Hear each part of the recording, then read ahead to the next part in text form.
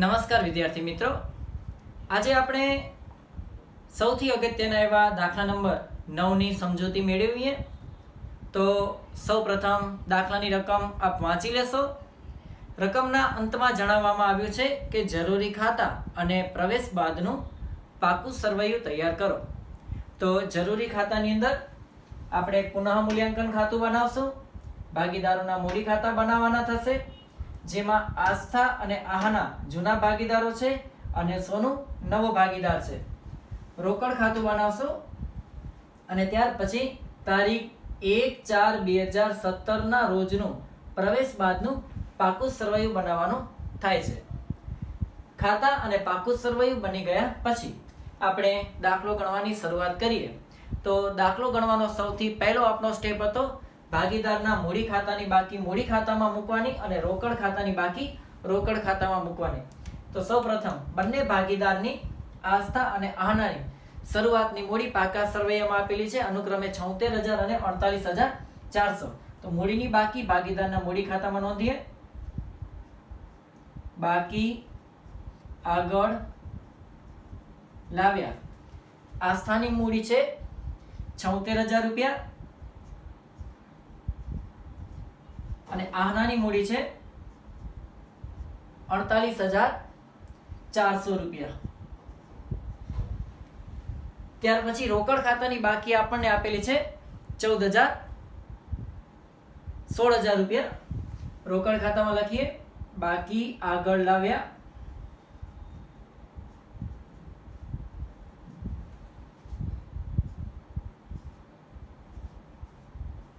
₹16,000.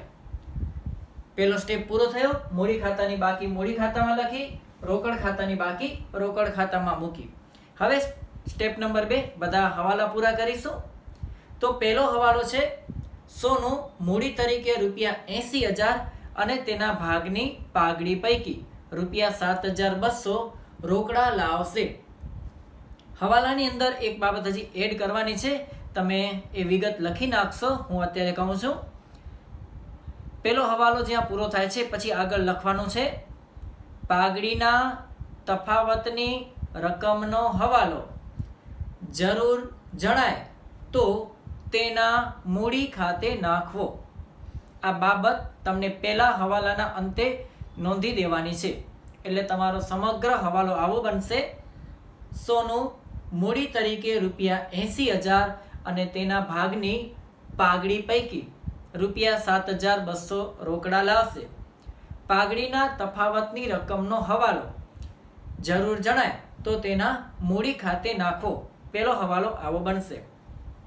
તો હવાલાની શરૂઆતમાં કીધું છે સોનું મૂડી તરીકે ₹80,000 રોકડા લાવશે. ધંધાની અંદર રોકડ આવશે એટલે રોકડમાં ઉધાર થશે ₹80,000. આ સોનું લઈ આવે છે એટલે વિગતમાં લખશું સોનુંના મૂડી ખાતે.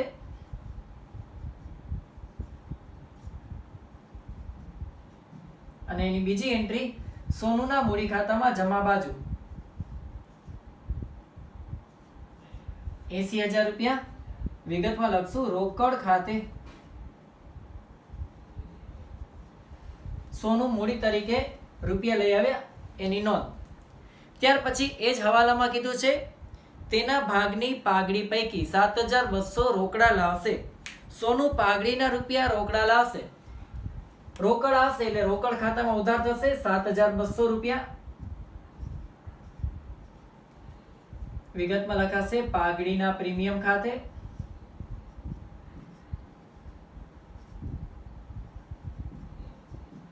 અને આ ₹7,200 જૂના ભાગીદારો વચ્ચે તેમના ત્યાગના પ્રમાણમાં વહેંચાઈ જશે. વિગતમાં લખશું પાઘડીના પ્રીમિયમ ખાતે.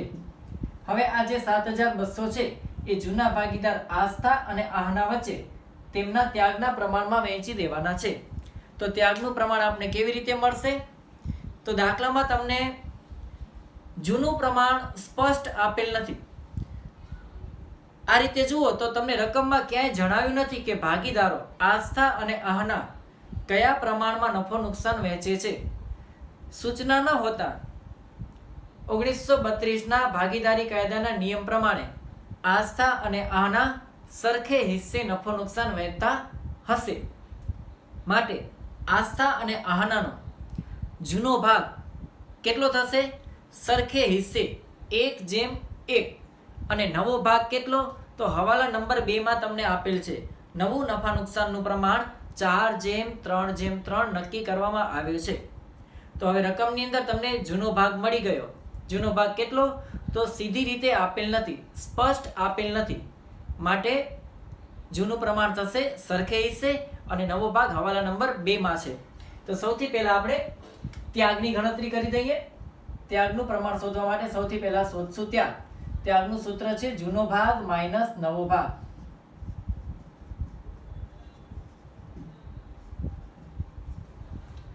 સૌથી પહેલા આસ્થાનો ત્યાગ શોધીએ.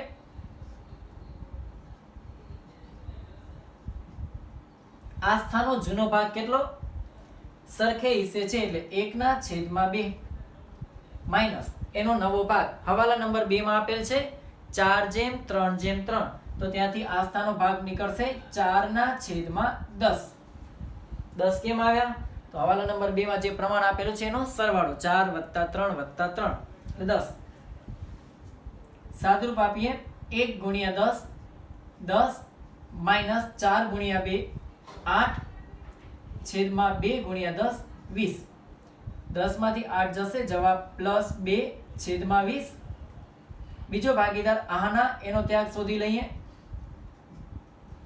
એનો જૂનો ભાગ 1/2 માઇનસ એનો નવો ભાગ હવાલા નંબર 2 માં આપેલ છે તે 3/10.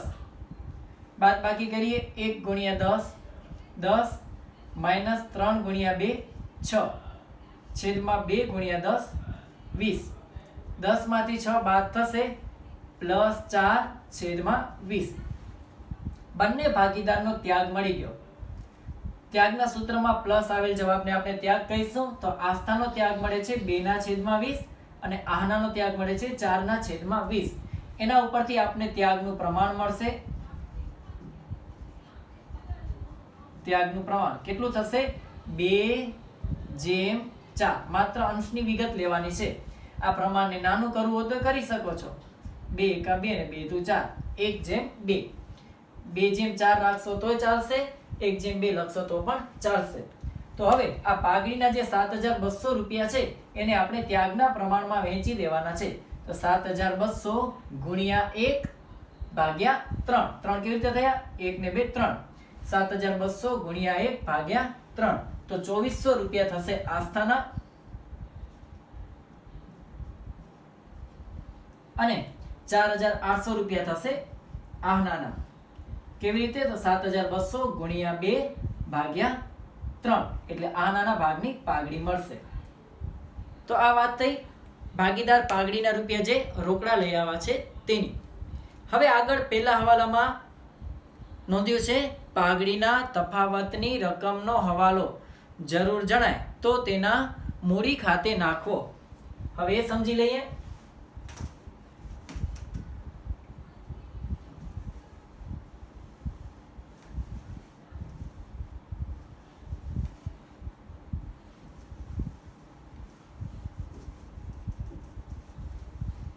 આપને સૂચના આપેલી છે હવાલા નંબર 3 ની અંદર પાઘડીનું મૂલ્યાંકન 40,000 કરવામાં આવ્યું. એનો મતલબ કે આખા ધંધાની પાઘડીની કિંમત 40,000 રૂપિયા છે. તો આ 40,000 માંથી આપણે નવા ભાગીદાર સોનુની પાઘડી શોધવાની છે. તો સૌપ્રથમ કામ કરશું સોનુના ભાગની પાઘડી શોધીએ. સોનુના ભાગની પાઘડી કેટલી થશે? તો આખા ધંધાની પાઘડી છે 40,000 રૂપિયા જે હવાલા નંબર 3 માં આપેલ છે. એમાંથી સોનુના ભાગની પાઘડી કાઢીશું. સોનુનો ભાગ કેટલો? હવાલા નંબર 3 માં આપેલ છે, સોરી હવાલા નંબર 2 માં આપેલ છે. એનો ભાગ થશે 3/10 એટલે સોનુના ભાગની પાઘડી મળશે 12,000 રૂપિયા. પહેલા શોધી સોનુના ભાગની પાઘડી 12,000. હવે પહેલા હવાલામાં સૂચના હતી કે સોનું પાઘડીના 7,200 રોકડા લાવે છે. 12,000 માંથી બાદ કરશું જેટલા રોકડા લાવ્યા છે તે. રોકડા લાવ્યા છે માઇનસ કેટલા રોકડા લેવા છે 7,200. સોનું એના ભાગની પાઘડી થાય છે 12,000 રૂપિયા, જેમાંથી 7,200 રૂપિયા એ રોકડા લઈ આવી છે. તો બાકીના 4,800 આ રોકડા લાવી નથી એમ કહેવાશે. રોકડા લાવી નથી. બરાબર છે. ફરી એકવાર, સોનુના ભાગની પાઘડી શોધી 12,000. 12,000 માંથી પહેલા હવાલામાં સૂચના છે કે 7,200 રોકડા લાવી છે, એ માઇનસ કરી નાખો. બાકીના 4,800 રોકડા લાવી નથી એમ કહેવાશે. તો જેટલા રૂપિયા રોકડા નથી લઈ આવી એ રૂપિયા ફરીથી જૂના ભાગીદાર વચ્ચે, જૂના ભાગીદાર આસ્થા અને આહના વચ્ચે, આસ્થા અને આહના વચ્ચે એમના ત્યાગના પ્રમાણમાં વહેંચવાના થશે. દાખલા નંબર 12 આગળ આપણે ભણી ગયા. દાખલા નંબર 12 માં એ મુદ્દો હતો નવો ભાગીદાર આર તેના ભાગની પાઘડી રોકડમાં લાવતો ન હતો, ત્યારે પાઘડીની સીધી અસર આપણે ભાગીદારના મૂડી ખાતે આપી હતી. તો આ દાખલામાં ફરી પાછું સોનું જેટલા રૂપિયા મૂડીના પાઘડીના નથી લાવી એ પાઘડીના રૂપિયા જૂના ભાગીદાર વચ્ચે ત્યાગના પ્રમાણમાં વહેંચાશે. તો આ 4,800 ને ફરીથી ત્યાગના પ્રમાણમાં, ત્યાગનું પ્રમાણ અગાઉ આપણે શોધ્યું 1:2 આવ્યું હતું, એ પ્રમાણમાં વહેંચી દેવાના છે. અને એ રૂપિયા આસ્થાના મૂડી ખાતામાં જમા થશે, આહનાના મૂડી ખાતામાં જમા થશે, જ્યારે સોનુના મૂડી ખાતામાં થશે ઉધાર. એટલે 4,800 સોનુના મૂડી ખાતામાં ઉધાર થશે. તો કરી દઈએ વહેંચણી. 4,800 ગુણ્યા 1 ભાગ્યા 3 એટલે થશે 1,600 રૂપિયા. આ 1,600 આસ્થાના મૂડી ખાતામાં જમા. ફરીથી 4,800 ગુણ્યા 2 ભાગ્યા 3 એટલે થશે 3,200 રૂપિયા આહનાના મૂડી ખાતામાં જમા.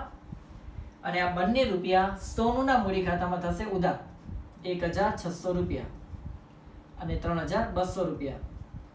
દાખલા નંબર 12 ની અંદર પાઘડીનો જે મુદ્દો હતો એ અહીંયા સમાવિષ્ટ થઈ ગયો. ફરીથી આપણે શું કર્યું?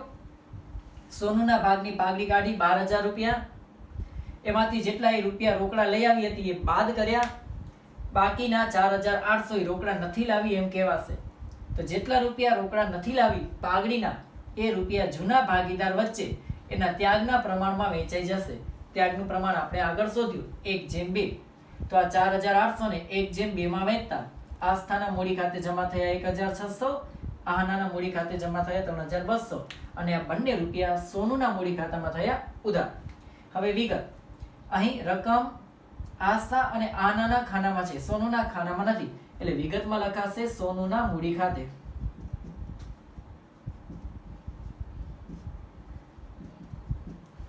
ત્યાર પછી આ 1,600 રૂપિયા છે, અહીંયા જુઓ તમે સોનુના આસ્થાના ખાનામાં લખેલા છે, તો વિગતમાં લખશો અહીં આસ્થાના મૂડી ખાતે.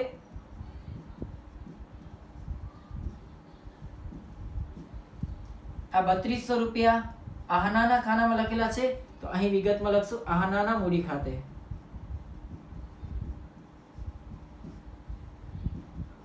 આ પાઘડીની સીધી અસર ભાગીદારના મૂડી ખાતે આપી તેની નોંધ. આપણો પહેલો હવાલો થયો પૂરો. પહેલા હવાલામાં નવા ભાગીદારની મૂડીની એન્ટ્રી હતી અને પાઘડીની એન્ટ્રી હતી. ચાલો હવાલા નંબર 1, 2 અને 3 નું કામ થયું પૂરું. હવાલા નંબર 4, કામદાર વળતરનો દાવો ₹3,200 મંજૂર કર્યો. કામદાર વળતરનો દાવો આ ધંધાનું દેવું છે, તો પાકા સરવૈયામાં એને દેવા તરીકે લખશું. કામદાર વળતરનો દાવો ₹3,200. હવે આ 3,200 રૂપિયા ધંધાનું દેવું થયું. આ દેવાની એન્ટ્રી કેવી રીતે થશે? સામાન્ય રીતે ધંધાની અંદર દેવું વધે છે એટલે દેવાની બીજી અસર પુનઃ મૂલ્યાંકન ખાતામાં ઉધાર કરવામાં આવે છે, પણ અહીંયા એ રીતે થશે નહીં. એની એન્ટ્રી કેમ થશે સમજી લઈએ.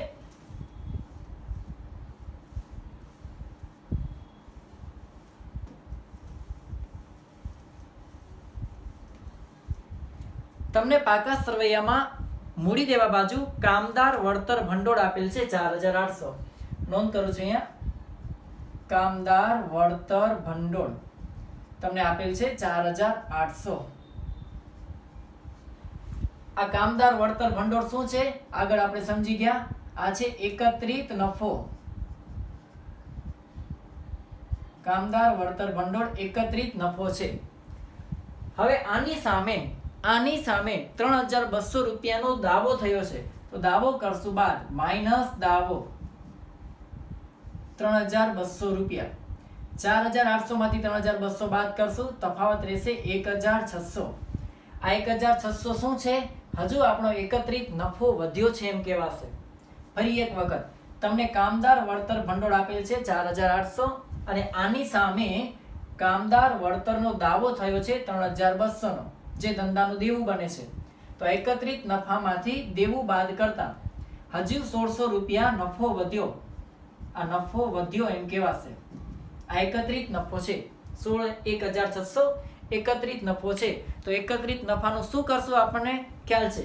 1,600 રૂપિયા એકત્રિત નફો અને હમણાં જ જૂના ભાગીદાર વચ્ચે જૂના પ્રમાણમાં વહેંચી દેશું. તો એ લખી દઉં છું. કામદાર વળતર ભંડોળ ખાતે કામદાર વળતર ભંડોળ ખાતે આ 1,600 રૂપિયા છે એને જૂના ભાગીદાર વચ્ચે જૂના પ્રમાણમાં વહેંચી દેશું. આ 1,600 કયા પ્રમાણમાં વેચાશે? જૂના પ્રમાણમાં. અને જૂનું પ્રમાણ કેટલું છે? 1:1. તો જૂના પ્રમાણમાં વેચી દઈએ.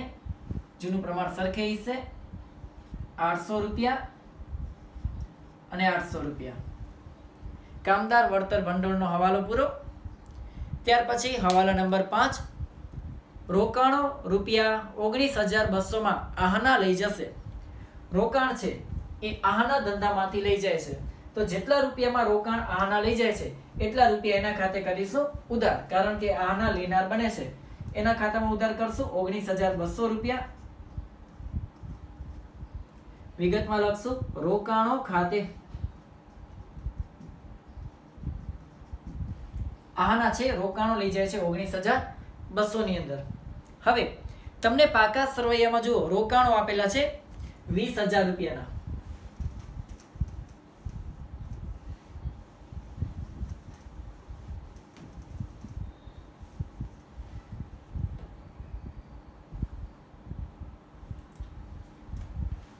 આપણને રોકાણો આપવામાં આવેલા છે 20,000 રૂપિયાના. આ 20,000 રૂપિયાના રોકાણો આહના લઈ જાય છે 19,200 માં. એટલે 800 રૂપિયાની ધંધાની અંદર ખોટ ગઈ અથવા ધંધામાં નુકસાન થયું. ધંધાના રોકાણો હતા 20,000 ના, પણ આહના કેટલા રૂપિયામાં લઈ ગઈ? 19,200 ની અંદર. એટલે ધંધાની અંદર 800 રૂપિયાનું નુકસાન થયું. સામાન્ય રીતે આ નુકસાન છે એ પુનઃ મૂલ્યાંકન ખાતામાં ઉધાર થશે. પણ અહીં રોકાણની આપણને એક વિગત આપવામાં આવી છે. પાકા સરવૈયામાં જો રોકાણ વધઘટ ભંડોળ આપેલ છે 1,600. તો એને લખું છું અહીંયા રોકાણ વધઘટ ભંડોળ. આ એકત્રિત નફો છે. રોકાણ વધઘટ ભંડોળ આ પણ એકત્રિત નફો છે, જે આપણે રકમમાં આપેલો છે 1,600 રૂપિયા.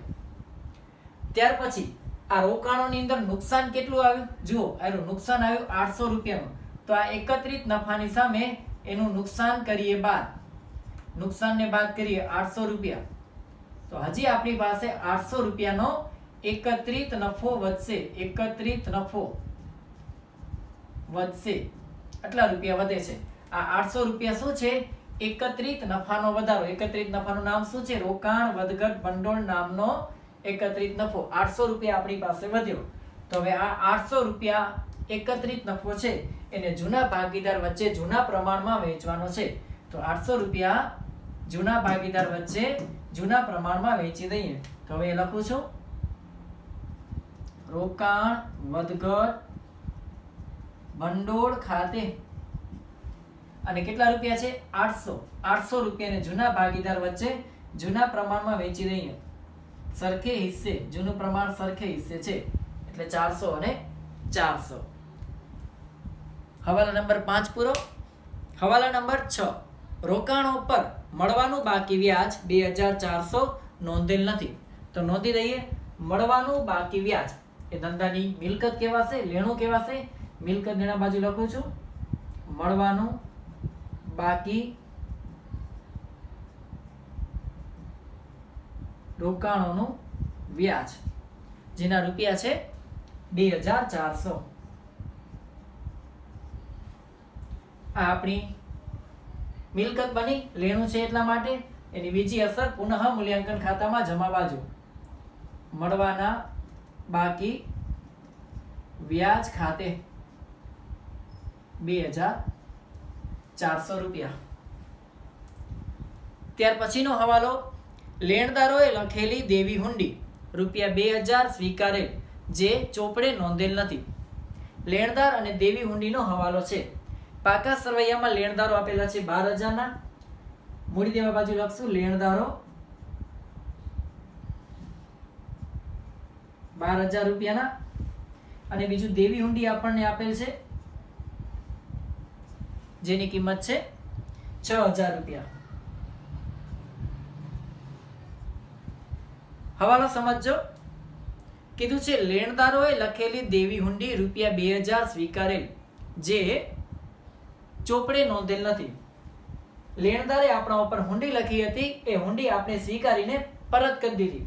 તો લેણદાર આપણા ઉપર જે હુંડી લખે છે એ હુંડી આપણે એને સ્વીકારીને પરત કરીએ છીએ, તો આપણા માટે દેવી હુંડી કહેવાય છે. તો આ વ્યવહારથી શું થશે? આપના લેણદારમાં ઘટાડો થશે અને દેવી હુંડીમાં વધારો થશે. કારણ કે લેણદાર નામનું દેવું ઓછું થશે અને દેવી હુંડી નામનું દેવું વધશે. એટલે લેણદારમાં ઘટાડો કરશું, માઇનસ ઘટાડો. કેટલા રૂપિયાનો? તો 2000 રૂપિયાનો છે હુંડીના 2000 રૂપિયા. એટલે હવે લેણદારો થઈ જશે આપણા 10000 રૂપિયાના. અને દેવી હુંડીમાં થશે વધારો 2000 રૂપિયાથી. એટલે દેવી હુંડી થઈ ગઈ આપણી 8000 ની. એક દેવું ઘટ્યું અને બીજું દેવું વધ્યું. ધંધાની અંદર ન ફાયદો થયો ન નુકસાન થયું, ખાલી એક દેવામાંથી બીજા દેવામાં રૂપાંતર થયું. લેણદારો જે 12000 ના હતા એ 10000 ના થઈ ગયા, 2000 થી ઘટ્યા. અને જે હુંડી 6000 ની હતી એ 8000 ની થઈ ગઈ, એમાં વધારો થયો. એટલે આ હવાલાની બે અસર, એક અસર લેણદારમાં ઘટાડો અને બીજી દેવી હુંડીમાં વધારો. આ વ્યવહારથી ધંધામાં નથી નફો થતો, નથી નુકસાન થતું. માટે બે અસર બંને પાકા સરવૈયામાં આવી. ત્યાર પછીનો હવાલો, જમીન મકાનની ચોપડે કિંમત તેની બજાર કિંમત કરતા 20% ઓછી છે. પાકા સરવૈયામાં જમીન મકાન આપેલા છે 40000 ના.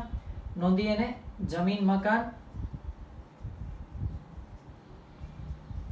40000. હવે આ કિંમત કેવી છે? હવાલામાં કીધું છે જમીન મકાનની ચોપડે કિંમત. ચોપડે કિંમત એટલે આ 40000 રૂપિયા કિંમત છે તે. આ કેવી છે? તો બજાર કિંમત કરતા 20% ઓછી છે. માર્કેટ કરતા આ 20% ઓછા છે. તો હવે આ હવાલાને સમજી લઈએ.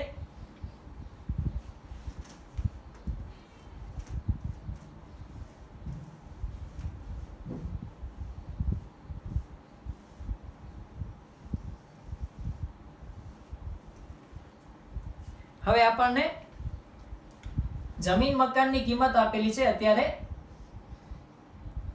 40000 રૂપિયા. અને આ કિંમત કેવી છે? બજાર કિંમત કરતા 20% ઓછી. આ બજાર કિંમત કરતા 20% ઓછી કિંમત છે. ધારો કે બજાર કિંમત 100 હોય, ધારો કે બજાર કિંમત 100 હોય, તો ચોપડામાં એની કિંમત કેટલી થશે? લખીએ, ધારો કે બજાર કિંમત 100, તો 100 ના 20% આ ઓછી બતાવેલ છે, માઇનસ 100 ના 20% 20 થશે, એટલે બાકી રહેશે 80. 80 શું કહેવાશે? ચોપડે કિંમત થશે. ફરીથી, જમીન મકાનની બજાર કિંમત તમને આપેલી છે, એ કેટલી છે? એક મિનિટ. જમીન મકાનની ચોપડામાં જે કિંમત આપેલી છે કેવી છે? બજાર કિંમત કરતા 20% ઓછી. એટલે ચોપડામાં જે કિંમત છે એ કેટલી કહેવાશે? બજાર કિંમત કરતા 20% ઓછી છે. તમને બીજા અર્થમાં સમજાવું તો તમને આમ વધારે ક્લિયર થશે.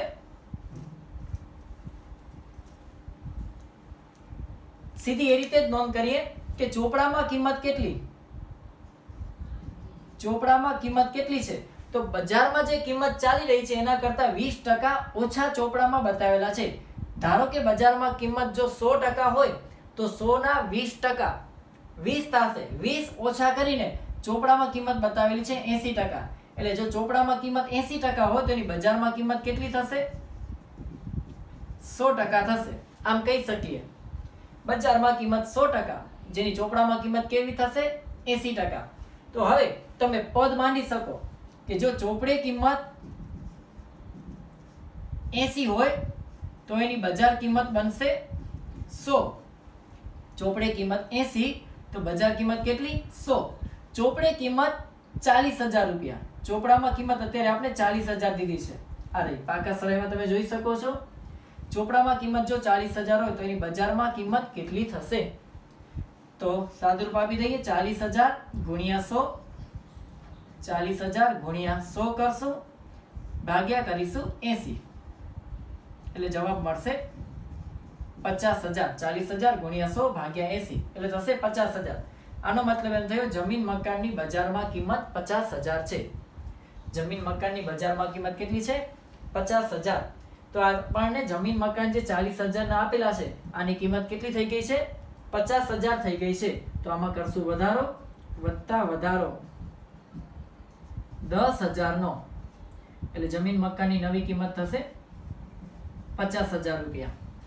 જમીન અને મકાન ધંધાની મિલકત છે. મિલકતની કિંમતમાં વધારો થવાથી ફાયદો થશે. બીજી અસર પુનઃ મૂલ્યાંકન ખાતામાં જમા બાજુ 10,000 રૂપિયા જમીન મકાન ખાતે.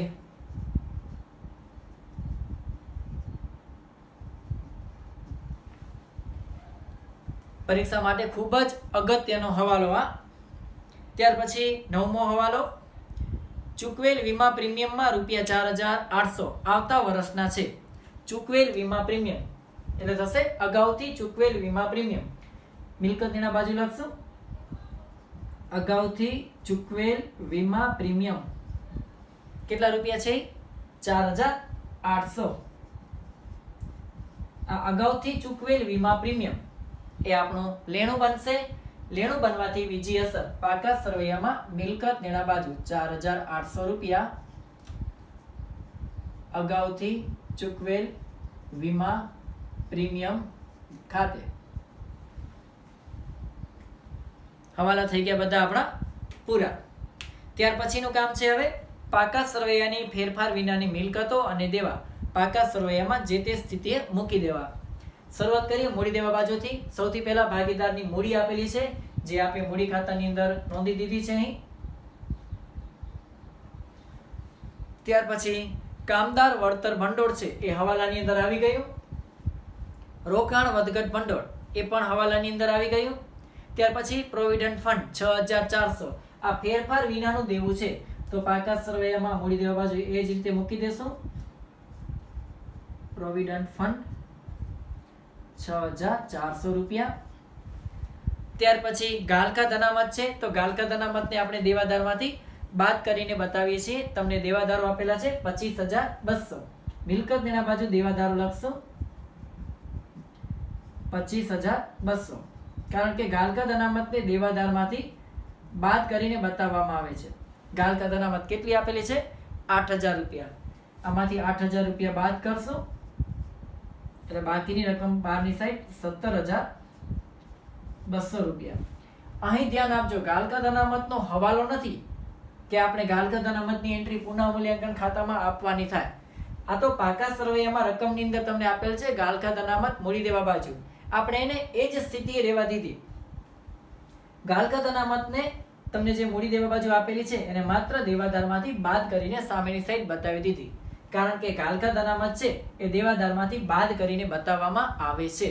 ગાલકા અનામતનો ફરી સમજાઈ દઉં, ગાલકા અનામતનો હવાલો નથી. હવાલો નથી એટલે ગાલકા અનામતનો હવાલાની બીજી એન્ટ્રી પુનઃ મૂલ્યાંકનમાં આપેલી નથી. માત્ર દેવાદારમાંથી ગાલકા અનામત બાદ કરેલી છે. ચાલો ગાલકા અનામત પછી ફરી પાછા મૂડી દેવા બાજુ જ. લેણદારો એ હવાલાની અંદર આવી ગયા. દેવી હુંડી પણ હવાલાની અંદર આવી ગયું. મૂડી દેવા બાજુની વિગતો થઈ પૂરી. હવે મિલકત દેણા બાજુ સૌથી પહેલા પાઘડી આપેલી છે 8,400. તો પાકા સરવૈયામાં આપેલી પાઘડીનું શું કરવાનું આપણને ખ્યાલ છે, જૂના ભાગીદાર વચ્ચે વહેંચી દેશું. ભાગીદારના મૂડી ખાતામાં ઉધાર બાજુ એ લખશું પાઘડી ખાતે. આ પાકા સરવૈયામાં આપેલી પાઘડી જૂના ભાગીદાર વચ્ચે તેના જૂના પ્રમાણમાં વહેંચી દેશું. જૂનું પ્રમાણ છે ભાગીદારનું સરખે હિસ્સે, તો પાઘડીની રકમ છે 8,400 રૂપિયા. 8,400 બંને ભાગીદાર વચ્ચે સરખે હિસ્સે વહેંચી દઈએ તો થશે 4,200 રૂપિયા અને 4,200 રૂપિયા. આ પાકા સરવૈયામાં આપેલ પાઘડી જૂના ભાગીદાર વચ્ચે વહેંચી દીધી. પછી જમીન મકાન હવાલામાં આવી ગયા. યંત્રો ફેરફાર વિનાની મિલકત છે, લખવાની બાકી છે, લખી દઈએ. યંત્રો છે 32,000 રૂપિયાના, મિલકત એના બાજુ એ જ કિંમતે લખી દેશું.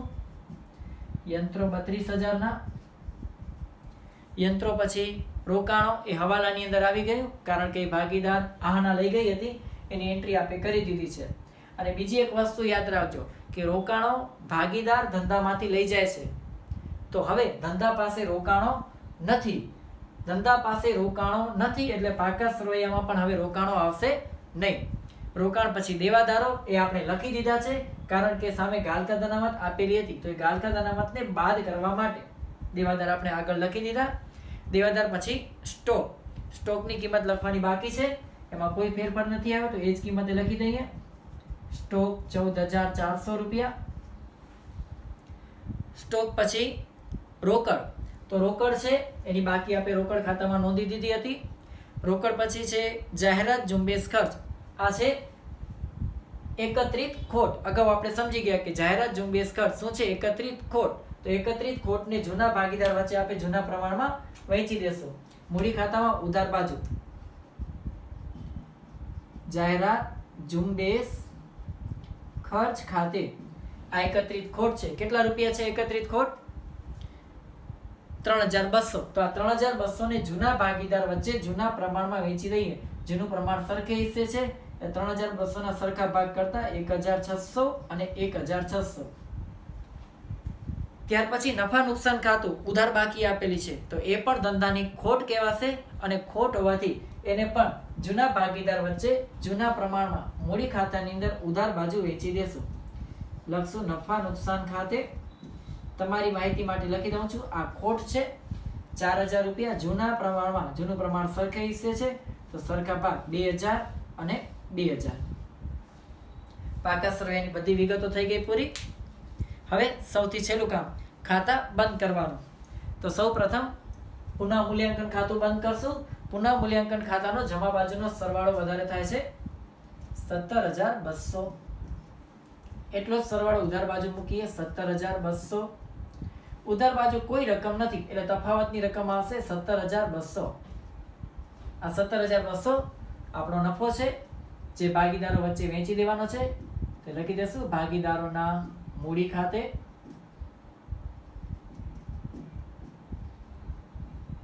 નફો છે. જૂના ભાગીદાર આસ્થા અને આહના વચ્ચે વેચી દેશું. એ લોકોના જૂના પ્રમાણમાં, જૂનું પ્રમાણ છે સરખે હિસ્સે, એટલે બંને ભાગીદારનો નફો આવશે અનુક્રમે 8,600 અને 8,600. 17,200 જૂના પ્રમાણમાં વેચાઈ ગયા. હવે આ પુનઃ મૂલ્યાંકન ખાતાનો નફો ભાગીદારના મૂડી ખાતામાં કરી દઈએ જમા. લખશું પુનઃ મૂલ્યાંકન ખાતે નફો 8,600 અને 8,600. હવે ભાગીદારના મૂડી ખાતા બંધ કરીએ અને એની બાકી કાઢીને સીધી પાકા સરવૈયામાં લખશું. સૌથી પહેલા આસ્થાનું મૂડી ખાતું બંધ કરી તો એના મૂડી ખાતાનો જમા બાજુનો સરવાળો થાય છે 89,800. એટલો જ સરવાળો ઉધાર બાજુ મૂકું છું 89,800. આ 89,800 માંથી આ 3 રકમ બાદ કરવાની થાય છે, એટલે બાકી એની કિંમત રહેશે 82,000 રૂપિયા. વિગતમાં લખી દઈશું બાકી આગળ લઈ ગયા. આસ્થાના મૂડી ખાતાની આખરની બાકી નીકળી 82,000 રૂપિયા. એવી જ રીતે આહનાનું મૂડી ખાતું બંધ કરીએ તો આહનાના મૂડી ખાતાની અંદર જમા બાજુનો સરવાળો થાય છે 66,200. એટલો જ ઉધાર બાજુ મૂકશું 66,000. 200 અને આ 66,200 માંથી આ 4 રકમ બાદ કરશો એટલે એના મૂડી ખાતાની બાકી નીકળશે 39,200. 66,200 માંથી આ 1 2 3 અને 4 રકમ બાદ કરી એટલે તફાવત આવ્યો 39,200. ત્યાર પછી સોનુનું મૂડી ખાતું બંધ કરીએ તો સોનુના મૂડી ખાતાની અંદર જમા બાજુનો સરવાળો 80,000 રૂપિયા, એટલો જ ઉધાર બાજુ મૂકશું 80,000 રૂપિયા, અને આ 80,000 માંથી આ બે રકમ બાદ કરશું એટલે તફાવતની રકમ આવશે 75,200 રૂપિયા. આ સોનુના મૂડી ખાતાની આખરની બાકી નીકળી. હવે 3 ભાગીદારની જે મૂડી છે એ પાકા સરવૈયામાં મૂકી દઈએ. નવા પાકા સરવૈયામાં હેડિંગ આપું છું મૂડી. 3 ભાગીદાર આસ્થા,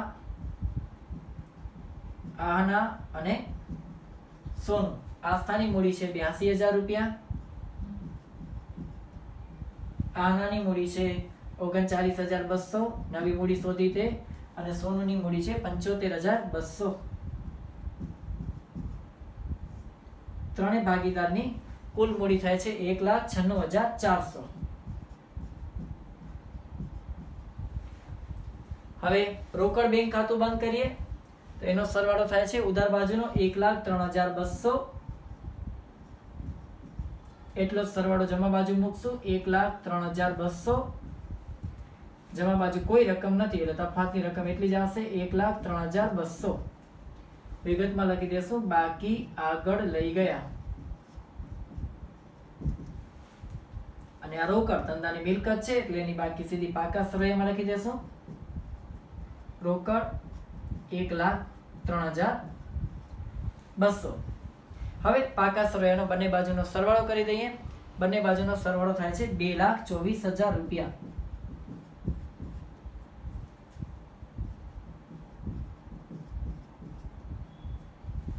આ દાખલો થયો આપણો પૂરો. આ દાખલાની અંદર નવી બધી બાબતો ઘણી બધી આવી છે. રોકાણની બાબત આવી, કામદાર વળતર ભંડોળની બાબત આવી. તો આ બધી બાબતો છે એની તમને સરસ પ્રેક્ટિસ કરી લેવાની છે. જ્યાં પણ ખબર ન પડે ત્યાં ખાસ મને પૂછી લેશો તમે, કેમ કે આ દાખલો તમારો ખૂબ જ અગત્યનો દાખલો છે. Thank you.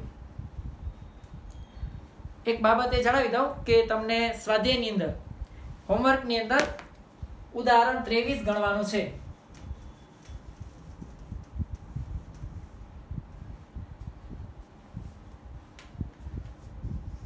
ઉદાહરણ 23 હોમવર્ક આ દાખલા જેવું જ છે, તો તમે એનો અભ્યાસ કરી લેશો.